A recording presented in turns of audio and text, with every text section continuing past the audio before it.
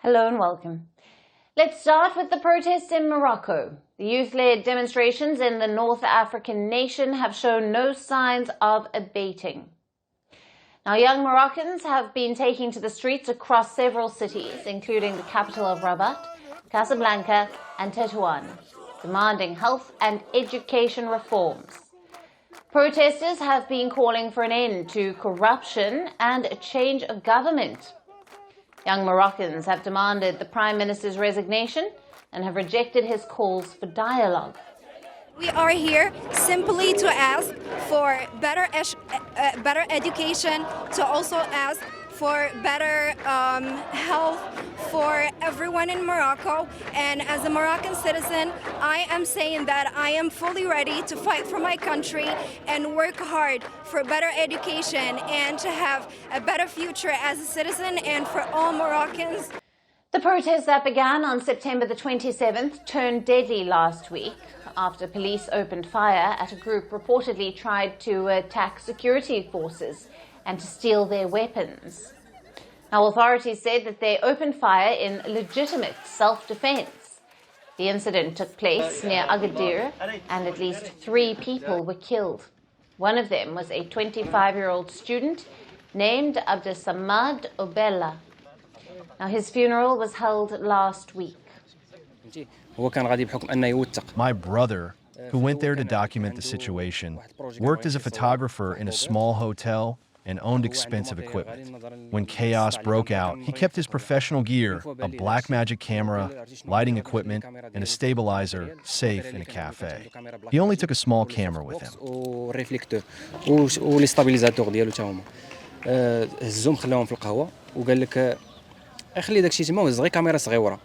The demonstrations have been marred by violent clashes, vandalism and looting. However, the group leading the protests has distanced itself from such cases of violence and has urged protesters to remain peaceful. Young Moroccans have been seething with anger over the government's spending on preparations for the international sporting events like the 2030 FIFA World Cup instead of investing in health and education sectors. Anger has also been mounting over unfulfilled promises of rebuilding homes of the survivors of the deadly 2023 earthquake. We claim our rights to education and healthcare. These are rights, not privileges. We have no use for stadiums. And when you look at the residents of House, region hit by a deadly earthquake in 2023, who have still received nothing, but the stadium was built and completed quickly. In my village, near Tetouan, we have neither a hospital nor a pharmacy.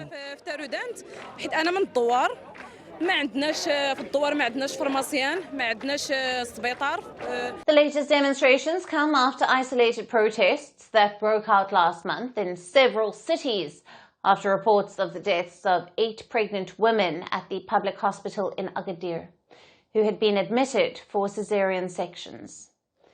And amid the hue and cry over lack of healthcare facilities, the government has launched reconstruction of its outdated hospital in Agadir, which is over 60 years old. Speaking on the ongoing youth-led protests, the first vice president of Agadir City Council that the government must learn from the current situation and to accelerate these reforms. We must learn from everything that has happened. How can we mobilize these young people and explain to them what is happening today and what obstacles exist? We must draw inspiration from their ideas to accelerate these reforms. We can say that there are high expectations for limited resources.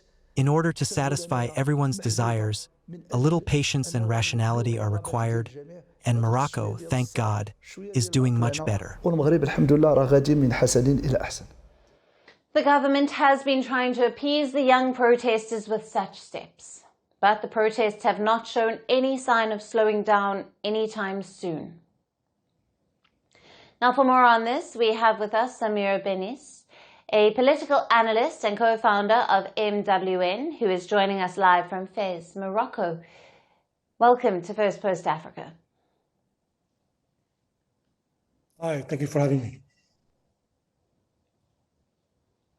Now, how significant is the role of the Gen Z 212 collective and this online mobilization in sustaining these demonstrations?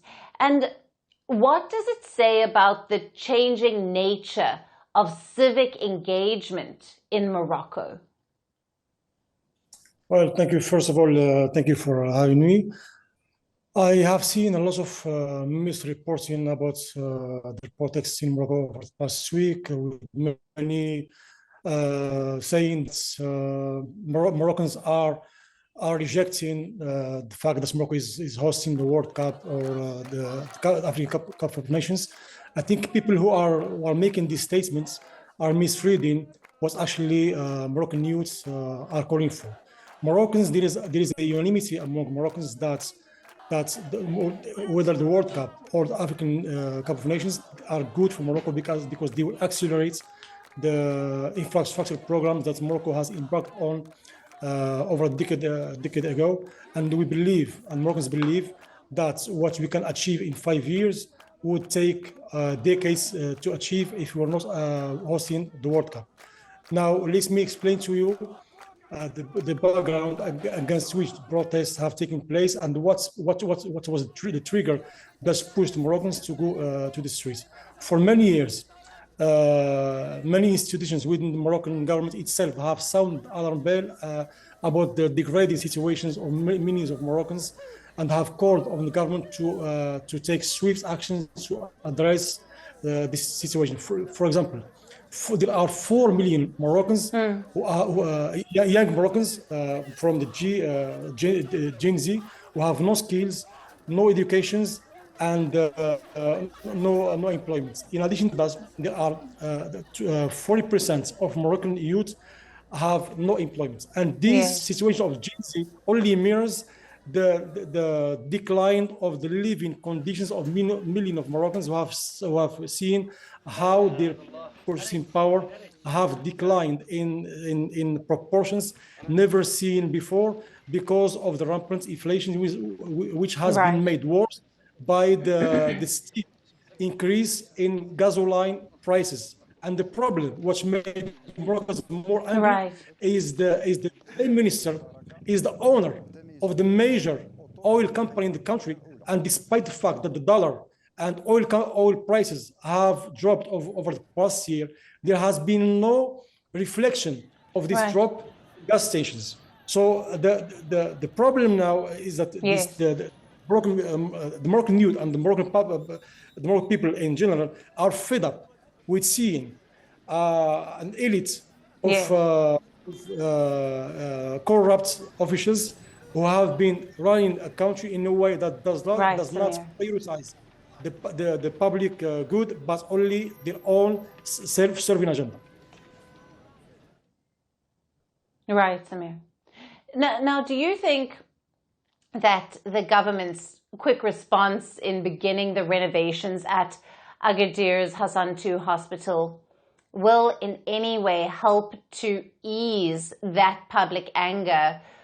Or is this being viewed as a token gesture amid those deeper systemic issues that you spoke of? Well, I do think that the states, the states, as opposed to the government, like the deep states, has handled the situation in a very wise and smart way. Because now, unlike what happens in other Arab countries, Moroccans now are given the opportunity to express themselves on Moroccan state television.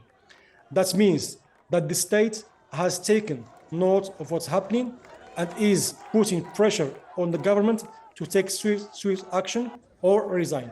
What I believe will happen is that as the pressure on the government, will increase, and since there is no sign that protests will abate or that Gen Z will drop their demands, and then I think the most likely scenario that will happen is that this government will be pushed to resign because Moroccans have been fed up with seeing the same faces that have been leading liberal policies that have extremely diminished their purchasing power and pushed millions of Moroccans deeper into poverty.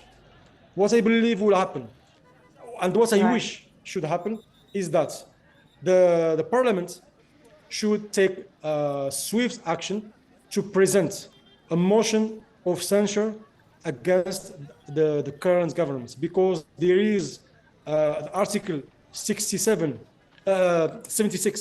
of the Moroccan Constitution provides for the government to submit a motion of censure to overthrow the government. However, what is needed is that for this motion to be received and presented for debate, it should have a quorum of 25%. Right. Then, in the next phase, it will need absolute majority to be voted. And in the case this happens, and I believe this is where things are heading, the current government will be overthrown. Right. Samir, thank you very much for being with us on First Post Africa. My pleasure. Thank you for having me. Want the facts? The latest developments? News that gets straight to the point. Well, we've got all three just for you. This is First Post Live, a brand new show, your window into what really matters. Don't miss it.